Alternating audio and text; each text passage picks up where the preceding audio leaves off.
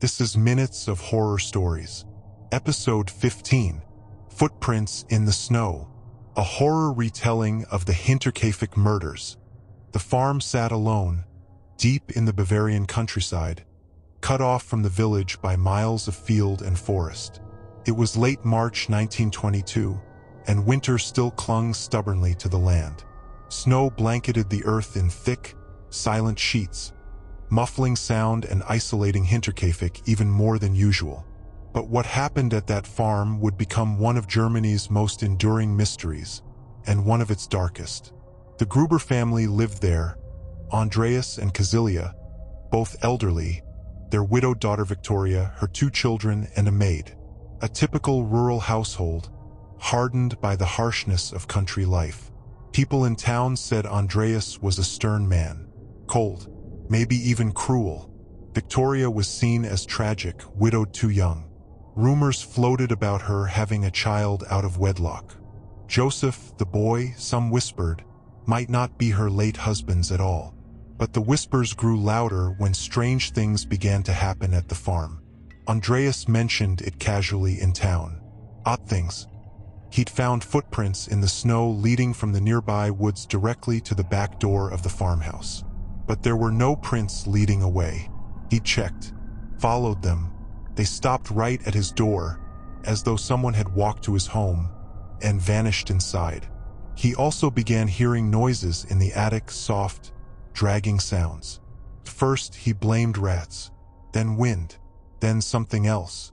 When he searched, he found disturbed hay and a misplaced lantern. He told the neighbors about it, but he didn't report it to police.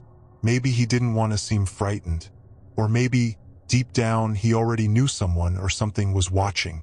Then the house keys went missing. A small thing, easily explained, but the new maid quit without notice. She claimed the house was cursed, that she heard whispers at night, that doors would open on their own, that she refused to stay in that place one more night.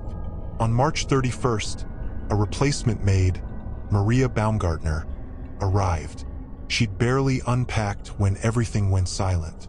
No one in town saw the Grubers again. Days passed. Neighbors noticed the farm was unusually still. No smoke from the chimney. No one came into town. But the cows were still being milked, and the dog was heard barking. Something felt off. The mail piled up. Victoria missed church. The older daughter, young Cecilia, was absent from school, and the postman, passing the house each day, noted the same thing over and over. The gate was open, but no one was ever in sight. Finally, after 4 days, someone decided to check. The search party arrived at the farm on April 4th. They found the animals fed, the dog tied up, the doors locked from the inside, but no one answered. They entered the barn first.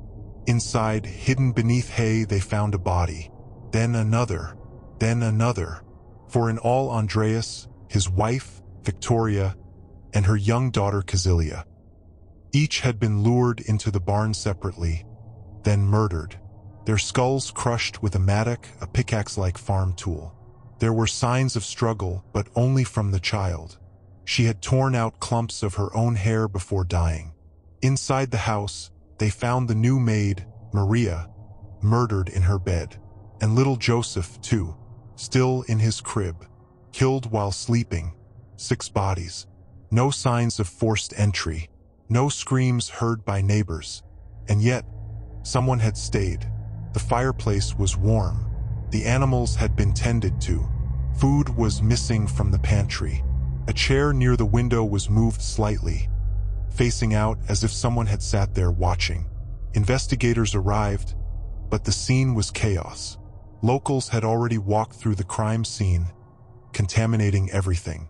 But even with proper evidence collection, what they found chilled them.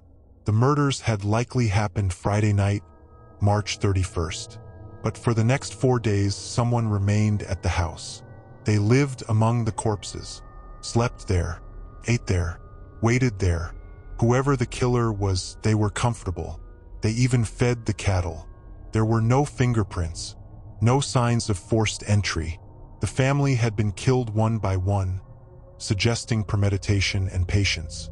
And the killer, whoever they were, had either hidden on the property beforehand or entered without being noticed. Andreas had suspected something. The noises in the attic, the missing keys, the footprints, but he did nothing. And by the time he realized how close the danger was, it was already too late. Police had suspects, plenty of them. A vagrant, a former lover of Victoria's. Even her own father, Andreas, was posthumously suspected of incest and abuse. Perhaps someone had found out.